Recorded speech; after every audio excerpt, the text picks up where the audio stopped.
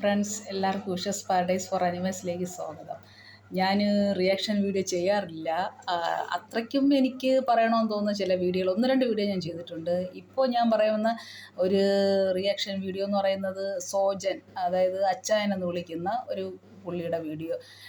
ഒരു കാര്യം എനിക്ക് പറയാതിരിക്കാൻ വയ്യ, കാരണം നമ്മൾ കാണുന്ന വീഡിയോയുടെ സ്റ്റാൻഡേർഡ് അനുസരിച്ചിട്ടായിരിക്കും നമ്മുടെ ഫോണിലേക്ക് വീഡിയോസ് വരുന്നത്. കാരണം എന്ന് പറഞ്ഞാൽ എൻ്റെ ഫോണിൽ ഞാൻ ഇന്നുവരെ ഈ അച്ചായൻ എന്ന് പറയുന്ന ഒരാളുടെ വീഡിയോയോ തൊപ്പിയെന്ന് പറയുന്ന ഒരാളുടെ വീഡിയോ കണ്ടിട്ടുമില്ല. എനിക്കങ്ങനെ ഒരു സാധനം വന്നിട്ടുമില്ല. അപ്പം നമ്മൾ കാണാൻ എന്ത് ഇഷ്ടപ്പെടുന്നു അതനുസരിച്ചുള്ള വീഡിയോ, സ്റ്റാൻഡേർഡ് വീഡിയോകളാണ് നമുക്ക് വരുന്നത് എന്ന് ഇത് നിന്ന് ഞാൻ മനസ്സിലാക്കുന്നു. ഇപ്പോൾ ഇത്രയും പ്രശ്നം കൂടി അപ്പോൾ സമയത്താണ് സാധാ പോലെ ഞാനിങ്ങനെ കണ്ടതും ജസ്റ്റ് ഒന്ന് ഒരു കല്യാണ വീഡിയോ കണ്ട് നോക്കിയതാണ്. അപ്പോഴാണ് എനിക്ക് കാര്യം പിടിയിട്ട് പിന്നീട് ഞാൻ കുറച്ച് വീഡിയോസ് അതുമായിട്ട് ലിങ്ക് ചെയ്ത് വിഷയം മനസ്സിലാക്കാനായിട്ട് ശ്രമിച്ചപ്പോഴാണ് ഇങ്ങനെ കുറേ കാര്യം മനസ്സിലാക്കിയത്. അപ്പോൾ ഫസ്റ്റ് തന്നെ ഞാൻ ഈ വീഡിയോ എൻ്റെ ഹസ്ബൻഡിനെ കാണിച്ച സമയത്ത് എൻ്റെ ഹസ്ബൻഡ് പറഞ്ഞു, ഈ ആളും ഈ പെങ്കൊച്ചും പോക്കാന്ന് പറഞ്ഞു. കാരണം അത് അപ്പം ഞാൻ കുറേ ഞങ്ങൾ തമ്മിൽ അതിന് വേണ്ടിയിട്ട് കുറച്ച് വഴക്ക് വരെയായി. പിന്നെ കുറേ വീഡിയോകൾ ഞാൻ ഇവരുടെ ഒരു ജെന്യൂനിറ്റി അറിയാൻ വേണ്ടിയിട്ട് ഞാൻ വീഡിയോ കണ്ടു. അപ്പോഴൊക്കെ എനിക്ക് തോന്നിയത് ആ പെങ്കൊച്ച്, ഇപ്പോൾ കെട്ടിയ ഒരു പെങ്കൊച്ച് എന്ന് പറയുന്നത് ഒരു എന്തു പറയുക, അതിനൊന്നും പറയാനില്ല. നാളെ അതിനെ കല്യാണം കഴിക്കുമെന്ന് ചോദിച്ചിട്ട് ആ കൊച്ചിനോട് ഇൻ്റർവ്യൂക്കാർ എന്തെങ്കിലും ചോദിച്ചാൽ അതിനൊന്നും പറയില്ലാത്തതുപോലെ ഇങ്ങനെ മെഴുങ്ങസിയായിരിക്കുക. എന്ന് വെച്ചാൽ അത് ഞാൻ പെട്ടുപോയി, എനിക്ക് ഇവിടെ നിന്ന് രക്ഷപ്പെടാൻ പറ്റത്തില്ല എന്നൊരു മട്ടിലിരിക്കുന്ന പോലെ എനിക്ക് ഫീൽ ചെയ്തു.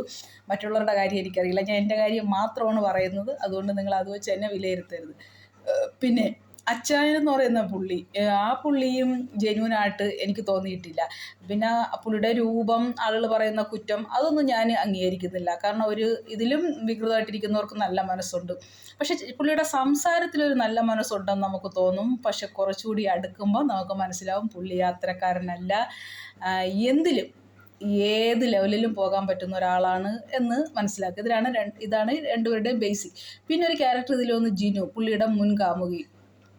ജിനു കുറച്ച് നല്ല കുട്ടിയാണ് എന്ന് എനിക്ക് തോന്നുന്നു. കാരണം ജിനു അത്രയ്ക്കും ഒരു മനസാക്ഷിയുള്ള കുട്ടി ആയതുകൊണ്ടാണ് ജിനു സോജൻ്റെ അമ്മയെ നോക്കാൻ ആ വീട്ടിൽ ഒരു ശമ്പളം പോലും വാങ്ങാതെ പോയ സമയത്ത് പുള്ളിക്കാരനുമായിട്ട് ഇടപെട്ട പുള്ളിയുടെ ഈ ഒരു കാര്യം പറയാം, സോജൻ്റെ രൂപം അങ്ങനെയാണെങ്കിൽ സോജന് സംസാരിച്ചും പിന്നെ പാട്ട് പാടാനുള്ളൊരു കഴിവുള്ള ഒരാൾക്ക് പെട്ടെന്ന് പെൺകുട്ടികൾ വളയും.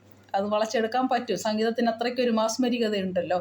അപ്പോൾ അതുകൊണ്ട് പെൺകുട്ടി, പിന്നെ അയാളുടെ സംസാര രീതി, പിന്നെ അയാളെ സപ്പോർട്ട് ചെയ്യാൻ അയാളുടെ അമ്മ മകനെക്കുറിച്ച് മാത്രമേ ചിന്തിക്കുന്നുള്ളൂ. പെൺകുട്ടിയുടെ ജീവിതം അമ്മയ്ക്ക് ഒരു പ്രാധാന്യമുള്ളതല്ല. മകൻ ആരെ ഇഷ്ടപ്പെടുന്നു അവരെ വളച്ചുകൊണ്ട് എത്തിച്ചു കൊടുക്കുകയാണ് അമ്മയുടെ ജോലി. അപ്പോൾ അമ്മ മരിക്കുമ്പോൾ അമ്മയ്ക്ക് മകനെ സേഫ് ആക്കണം. പെൺകുട്ടികൾ സേഫ് ആണോ ഇല്ലെന്നൊന്നും അമ്മയ്ക്ക് അറിയണ്ട. അപ്പോൾ അങ്ങനത്തെ ഒരു അമ്മയാണ് സോജനുള്ളത്. അത് സോജൻ്റെ ഭാഗ്യം. അങ്ങനെ അമ്മ വളച്ചു കൊടുക്കുന്ന പെൺകുട്ടികളെ സോജൻ വെച്ചുകൊണ്ടിരിക്കും. അവർ പോകുമ്പോൾ അടുത്ത ആളെ തേടിപ്പോവും. ഇതാണ് സോജൻ്റെ ഒരു രീതി. എനിക്ക് ചോദിക്കാനുള്ള, ഒരു പെൺകുട്ടിയെ പോറ്റാനുള്ള വരുമാനം സോജനുണ്ടോ? സോജൻ ഒരു ജോലിക്കും പോകുന്ന ഒരാളല്ല, സോജനൊരു വരുമാനവും ഇല്ല എന്ന് പറയുന്ന ഒരാൾക്ക് ഒരു പെൺകുട്ടിയെ കല്യാണം കഴിച്ച് ഇത്രയും ആഡംബരമായിട്ട് ജീവിക്കാനുള്ള ഇത് സൗഭാഗ്യം, സമ്പത്തൊക്കെ എവിടുന്ന് എന്ന് എനിക്ക് സ്വാഭാവികം മനസ്സിലാവുന്നില്ല. അപ്പോൾ എന്തൊക്കെയോ തരികിട ഉണ്ടെന്ന് നമുക്ക് മനസ്സിലാക്കാം. പിന്നെ ഈ തൊപ്പിയെക്കുറിച്ചൊന്നും എനിക്കറിയില്ല, ഞാൻ പുള്ളിയുടെ വീഡിയോ കണ്ടിട്ടില്ല, എനിക്ക് പുള്ളി അറിയില്ല. അപ്പോൾ പിന്നെ വീഡിയോ വഴി കാശുണ്ടാക്കാൻ അയാൾ ശ്രമിക്കുന്നുണ്ടായിരിക്കും. അതൊക്കെ പോട്ടെ. ഈ ജിനു എന്ന് പറയുന്ന പെൺകുട്ടി ഇപ്പോൾ കുറച്ച്, ജിനു വേറൊരു ഇൻ്റർവ്യൂ പിണങ്ങ് മുമ്പ് വന്നിരുന്നു, പിണങ്ങിയ ശേഷവും വന്നിരുന്നു, കല്യാണത്തിന് ശേഷവും വന്നിരുന്നു. ഇത് രണ്ടും കാണുമ്പോൾ ചില പൊരുത്തക്കേടുകൾ എനിക്ക് ഫീൽ ചെയ്തു. അതാണ് ഞാൻ പറയുന്നത്. ജിനു ഒരു പക്ഷേ ആ വീട്ടിൽ നിന്ന് പുള്ളിയുടെ സംസാരവും പെരുമാറ്റവും കണ്ട് പുള്ളിയെ മാനസികമായിട്ടൊരു ഇഷ്ടത്തിലായി എന്ന് എനിക്ക് തോന്നുന്നു. കാരണം അവരുടെ ചില ഫോട്ടോസൊക്കെ കാണുമ്പോൾ നമുക്ക് അത്തരത്തിൽ തോന്നുന്നുണ്ട്. വേറെ ആരും ശല്യം ചെയ്യില്ലല്ലോ, അമ്മ സപ്പോർട്ടല്ലേ. അപ്പോൾ അവർക്ക് എന്തിനും ഒരു കുറച്ച് ദിവസം നിൽക്കുമ്പോൾ ഒരു ആൺപെണ്ണല്ലേ, എതിർലിംഗം ആകുമ്പോൾ ഒരു ആകർഷണം ഉണ്ടാവും. ഒരു പാട്ട് പാടിയും മതിയല്ലോ ഒരു പെണ്ണിനെ വീഴ്ത്താൻ. അപ്പോൾ പുള്ളിയുടെ പാട്ട് അത്യാവശ്യം കൊള്ളാം. അങ്ങനെ എന്തോ ജിനു ഒരല്പം അഡിക്റ്റ് ആയിട്ടുണ്ടെന്ന് എനിക്ക് തോന്നുന്നു. ആ റിലേഷനുണ്ട്. ജിനു ഒരു പക്ഷേ ആ പുള്ളിയെ കല്യാണം കഴിക്കുമായിരുന്നു എനിക്ക് തോന്നുന്നു. പക്ഷേ ജിനു അണ്ടിയോടെ എടുക്കുമ്പോൾ മാങ്ങയുടെ പുളിപ്പറിയുക എന്ന് പറയുന്ന പോലെ അടുത്തടുത്ത് വന്നപ്പോൾ പുള്ളിയുടെ ആ വയലൻ്റ് ക്യാരക്ടർ, സൈക്കോ ക്യാരക്ടർ, അതൊക്കെ മനസ്സിലാക്കിയിട്ടാണ് ജിനു അവിടെ നിന്ന് രക്ഷപ്പെടുന്നത്. പക്ഷേ എങ്കിലും ജിനു പ്രതീക്ഷിച്ചിരിക്കും പുള്ളി നോർമലാവുകയും തിരിച്ച് ജിനുവിനെ തന്നെ സ്വീകരിക്കും, മറ്റൊരു പെൺകുട്ടിയെ ഇതുപോലെ സ്നേഹിക്കുകയോ വിവാഹം കഴിക്കുകയോ ചെയ്യില്ല എന്ന് ജിനു പ്രതീക്ഷിച്ചിരിക്കും. അതുകൊണ്ടാണ് ഇങ്ങനെ രണ്ടാമതൊരു കല്യാണം നടന്ന സമയത്ത് ജിനുവിന് സങ്കടമുണ്ട്. പുള്ളി ഉപേക്ഷിച്ച് വേറൊരു കല്യാണം ഇത്ര പെട്ടെന്ന് കഴിച്ചതിൽ, അയാളെ പെട്ടെന്ന് മറന്ന് പെട്ടെന്നൊരു കല്യാണം കഴിച്ചതിൽ പുള്ളിക്ക് ജിനുവിന് വിഷമമുണ്ട് എന്ന് ജിനുവിൻ്റെ സംസാരത്തിൽ നിന്ന് മനസ്സിലാവും. പക്ഷേ ജിനു ആദ്യമേ ഇതൊക്കെ തുറന്ന് പറഞ്ഞിരുന്നുവെങ്കിൽ ഈ പുതിയ പെൺകുട്ടി ഇയാളുടെ ട്രാപ്പിൽ ഒരിക്കലും ആവില്ലായിരുന്നു. പിന്നെ ജിനുവിന് അയാളോട്ടൊരു വഴിവിട്ട ബന്ധം ഉള്ളത് കൊണ്ടായിരിക്കാം ജിനു ചിലപ്പോൾ അത് പറയുമ്പോൾ എല്ലാം പറയണമല്ലോ, ഒരു സൈഡ് മാത്രം പറയാൻ പറ്റില്ലല്ലോ.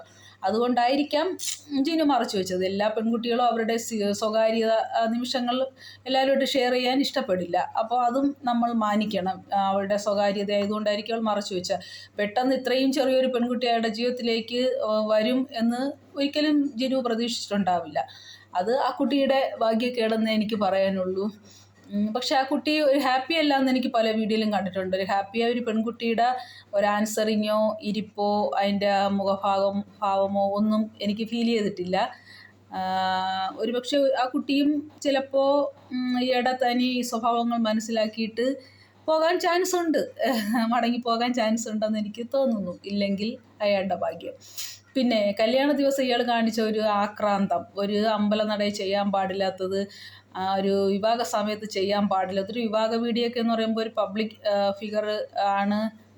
അതിൽ എല്ലാവരും വാച്ച് ചെയ്യുന്നതാണ് ഭാര്യ ഭർത്താവ് എന്ന് പറയുന്ന ആ വധുവരന്മാരെ. അപ്പം നമ്മുടെ പെരുമാറ്റം, നമ്മുടെ സംസാരം എല്ലാ ആളുകളും ശ്രദ്ധിക്കും, നോട്ട് ചെയ്യും. അപ്പോൾ അതിനൊന്നും ചേരാത്ത ഒരു ഒരു പെണ്ണാളൻ, അത് പെണ്ണുങ്ങളെ കണ്ടിട്ടില്ലാത്ത, അല്ലെങ്കിൽ പെണ്ണുങ്ങളോടൊരു ആർത്തി പിടിച്ച ഒരു വല്ലാത്ത ഒരു ക്യാരക്ടറാണ് കാണിച്ചത്. അതിനോടൊപ്പം തന്നെ ആ പെൺകുട്ടിയും നിന്നു കൊടുത്തു എന്നുള്ളതാണ് വിചിത്രം. എന്തോ എനിക്കത് ഇഷ്ടപ്പെട്ടില്ല. ഒരു പബ്ലിക് ന്യൂസൻസ് ആയിട്ട് എനിക്ക് തോന്നി. പിന്നീട് അയാളിലെ ഒരു കള്ളം നമുക്ക് ആ താലി കെട്ടുന്ന ടൈം ആ വീഡിയോ ഒന്ന് മനസ്സിലാക്കാം. ആ ബാക്കിൽ കൈകൊണ്ട് വെച്ച് ആ ചരട് കെട്ടുമ്പോഴും അയാൾ ആ കെട്ടുന്നതിലല്ല അയാളുടെ ശ്രദ്ധ. അയാൾ ഈ ഓഡിയൻസ് ഇടയിൽ, അതായത് കാഴ്ചക്കാരുടെ ഇടയിൽ അയാൾ എന്തോ ഇങ്ങനെ നോക്കുന്നു. അയാളെപ്പറ്റി ചിലപ്പോൾ അയാൾ കള്ളനായതുകൊണ്ട് ആരെങ്കിലും ഇയാളെക്കുറിച്ച് വല്ലതും പറയുന്നുണ്ടോ, അല്ലെങ്കിൽ ആരെങ്കിലും അവിടെ നിന്ന് സംസാരിച്ചപ്പോൾ അത് ചെയ്യുകയോ എന്തോ ചെയ്തിരിക്കുക. അതിൽ നിന്ന് അയാൾ കള്ളനാണെന്ന് നമുക്ക് മനസ്സിലാക്കാം. ചില വീഡിയോകളിൽ അത് കാണുന്നുണ്ട്. അപ്പോൾ ഒരാളെ നമുക്ക് ഒറ്റ നോട്ടത്തിൽ അല്ലെങ്കിൽ അവരുടെ ചില മാനറിസങ്ങളിൽ നിന്ന് അയാൾ ജെന്യൂൻ ആണോ ഇല്ലയെന്ന് മനസ്സിലാക്കാം. പക്ഷെ അത് എല്ലാവർക്കും ആ ഒരു കഴിവുണ്ടെന്ന് വരില്ല. അതില്ലാത്തത് കൊണ്ടാണ് ജിനുവിനും പക്ഷെ എന്തോ കുറച്ച് കഴിഞ്ഞെങ്കിൽ ലേറ്റായെങ്കിലും ജിനു രക്ഷപ്പെട്ടു. അത് ജിനുവിൻ്റെ ഭാഗ്യം.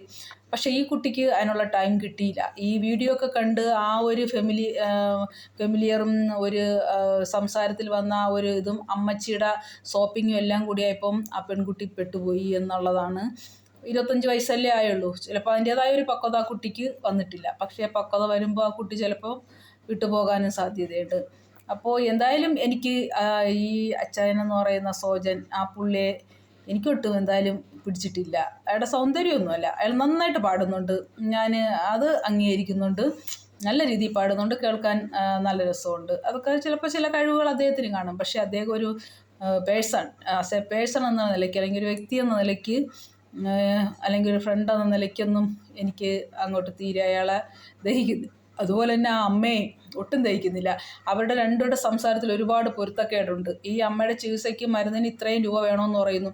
എന്നിട്ട് 10 ലക്ഷം രൂപ ഹോം നേഴ്സായിട്ട് വന്ന, അത് നിയമപരമായി അല്ലാതെ മകൻ കൊണ്ടുവന്ന ഒരു പെൺകുട്ടിയുടെ ആ അമ്മ വെക്കാൻ കൊടുത്തിരുന്നു എന്ന് പറഞ്ഞാൽ ഒരിക്കലും വിശ്വസിക്കാൻ പറ്റില്ല. ഇത്രയും തണ്ടും തടിയുള്ള ഒരു മകനുള്ള അമ്മ, മകനെ ഇത്രയധികം ജീവൻ തുല്യം സ്നേഹിക്കുന്ന ഒരമ്മ മകൻ്റെ കൊടുക്കാതെ ക്യാഷ് എങ്ങനെ ജിനുവിൻ്റെ കൊടുക്കും? ജിനു ഭാര്യയല്ലല്ലോ. ഭാര്യയായാൽ പോലും അമ്മ കൊടുക്കുന്ന സ്ത്രീയല്ല. പിന്നെ ജിനുവിൻ്റെ കയ്യിൽ എങ്ങനെ വെക്കാൻ കൊടുക്കും? ആ 10 ലക്ഷം രൂപ ജിനു കൊണ്ടുപോയി ചേച്ചിയുടെ കല്യാണം നടത്തിയെങ്കിൽ എന്തുകൊണ്ട് ഇവർ നിയമപരമായി കേസ് കൊടുത്തില്ല? ആ ക്യാഷ് തിരിച്ചു വാങ്ങിച്ചില്ല. അപ്പോൾ അതെല്ലാം അമ്മ പറയുന്നത് കള്ളമാണ്. എനിക്ക് അവർ അമ്മയെന്ന് വിളിക്കാൻ പോലും താല്പര്യമില്ല, സത്യം. എങ്കിലും ഞാൻ പറയുന്നു എന്നേ ഉള്ളൂ. അപ്പോൾ അതാ സ്ത്രീ പറയുന്നത് കള്ളമാണ്. പിന്നെ ജിനു പറയുന്നുണ്ട് 1 ലക്ഷം രൂപ ഞാൻ കടമായിട്ട് വാങ്ങിയെന്ന്.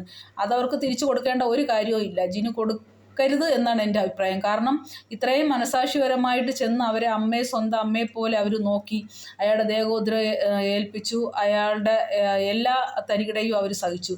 അപ്പോൾ അതിനൊരു പ്രതിഫലമായിട്ട് ആ ക്യാഷ് കണക്കാക്കണം. അത് തിരിച്ചു കൊടുക്കേണ്ട ഒരു ആവശ്യം ഉണ്ടെന്ന് എനിക്ക് തോന്നുന്നില്ല. പിന്നെ 10 ലക്ഷം രൂപ ഇവർ വാങ്ങിയിട്ടുണ്ടെങ്കിൽ അവർ കേസ് കൊടുത്ത് അത് വാങ്ങിക്കട്ടെ. ഈ 10 ലക്ഷം രൂപ ഇവർക്ക് എവിടുന്ന് എന്നതും കൂടെ നിയമം അന്വേഷിക്കണം എന്നതും ഒരു അഭിപ്രായമുണ്ട്. കാരണം മരുന്നിന് പൈസ അവർ ആളുകളോട് ചോദിച്ച് വാങ്ങിച്ച് ചെയ്യുമ്പോൾ മറ്റുള്ളവർ സഹായിക്കുമ്പം 10 ലക്ഷം രൂപ ഇവരുടെ കയ്യിൽ എങ്ങനെ വന്നു? അതൊരു ചോദ്യചിഹ്നമാണ്. അക്കൗണ്ടിൽ ആളുകൾ പൈസ സഹായിച്ചാലും 10 ലക്ഷം ഒരുമിച്ച് വിഡ്രോ ചെയ്യില്ലല്ലോ ആരും. ആവശ്യത്തിനല്ലേ എടുക്കൂ. അപ്പോൾ ഇത്രയും രൂപ അവരുടെ കയ്യിൽ എങ്ങനെ വന്നു എന്നുള്ളതൊരു ചോദ്യചിഹ്നമാണ്. നമ്മൾ ഒരു വിരൽ മറ്റൊരാളുടെ നേരെ ചൂണ്ടുമ്പോൾ മറ്റു 4 വിരൽ നമ്മുടെ നേരെ ചൂണ്ടുന്നു എന്നറിയാതെയാണ് അമ്മ പലയിടത്ത് സംസാരിച്ചിരിക്കുന്നത്. അതുപോലെ പലപ്പോഴും അമ്മ വികടമായ സരസ്വതി വായിലുമെന്ന് വല്ല സത്യങ്ങളും വിളിച്ച് പറയുമെന്ന് ഭയന്നിട്ട് സോജൻ പലപ്പോഴും അമ്മയെ കൺട്രോൾ ചെയ്യുന്നുണ്ട്, അമ്മയുടെ വാ പൊത്തുന്നുണ്ട്. അപ്പോൾ അതിൽ നിന്നൊക്കെ സോജൻ്റെ കള്ളവും നമുക്ക് മനസ്സിലാക്കാം.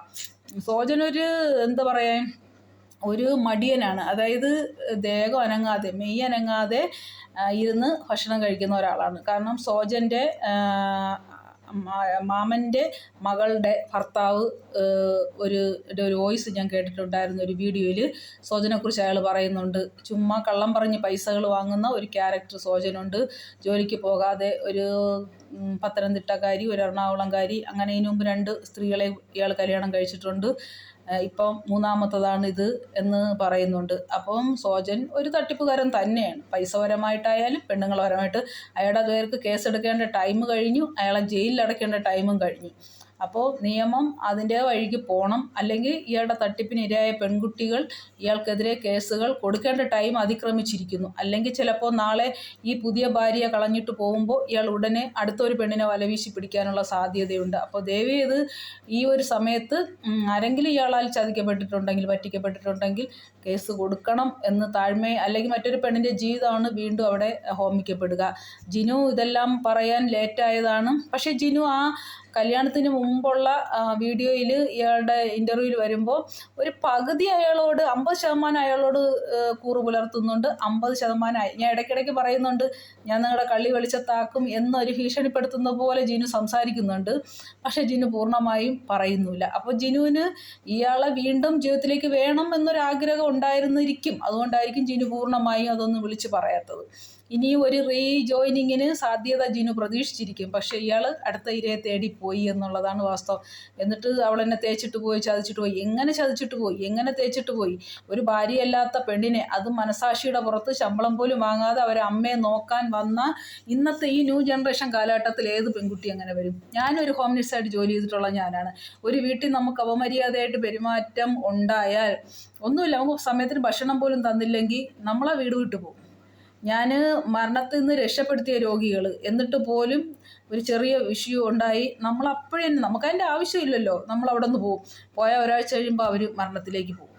കാരണം അത്ര നമ്മൾ ചെയ്യുമ്പോൾ നന്നായിട്ട് ചെയ്യാൻ പറ്റിയില്ലെങ്കിൽ നമ്മൾ കളഞ്ഞിട്ട് പോകും. എന്നിട്ട് ഇത്രയും സഹിച്ച് ആ കുട്ടി എവിടെ നിന്നു?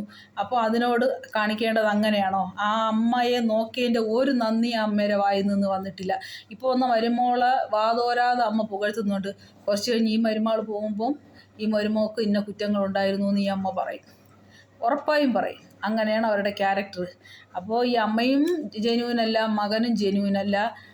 അതുകൊണ്ട് എത്രയും വേഗം ഇവർക്കെതിരെ നിയമ നടപടികൾ സ്വീകരിക്കണം എന്നാണ് എൻ്റെ ഒരു റിക്വസ്റ്റ്. ഞാൻ ആരെയും ന്യായീകരിക്കുന്നില്ല. എൻ്റെ ശരി എന്ന് തോന്നിയത്, എൻ്റെ തെറ്റെന്ന് തോന്നിയത് മാത്രമാണ് ഞാൻ പറഞ്ഞത്. അതുകൊണ്ട് എന്നെ ചാണകം തളിക്കരുത് എന്നും കൂടി ഞാൻ അഭ്യർത്ഥിച്ചുകൊള്ളുന്നു. Thank you.